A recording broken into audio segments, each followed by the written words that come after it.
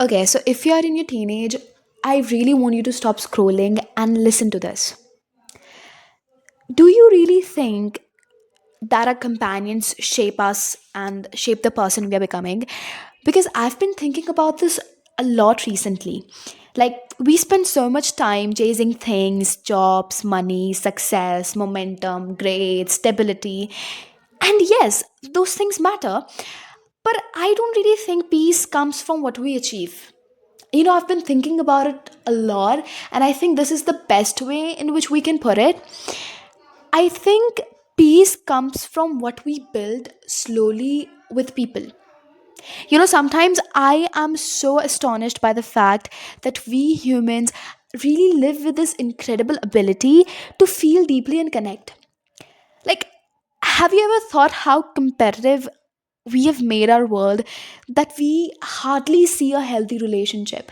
We as teenagers struggle with friendships, friendship fallouts, and toxicity of people that we discuss a lot about our friends. But I really think that relationships aren't about finding the perfect people. As a teenager, this term of toxicity and toxic people has been coming a lot around me recently.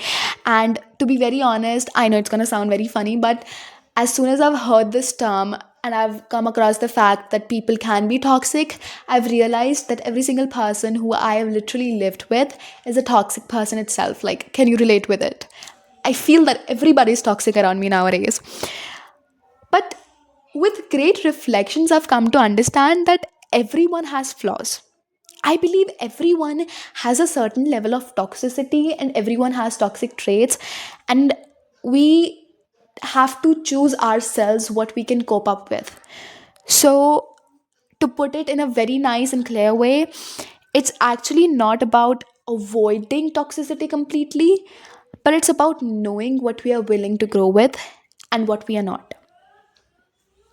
And maybe the whole crux of what I have thought recently is that maybe peace isn't built alone. Maybe it's built in the company of what we choose and the company we become.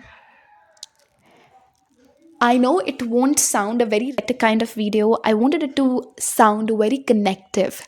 And I would love to hear your thoughts on relationship, companions, or toxicity that you've been facing recently. I would love to hear those.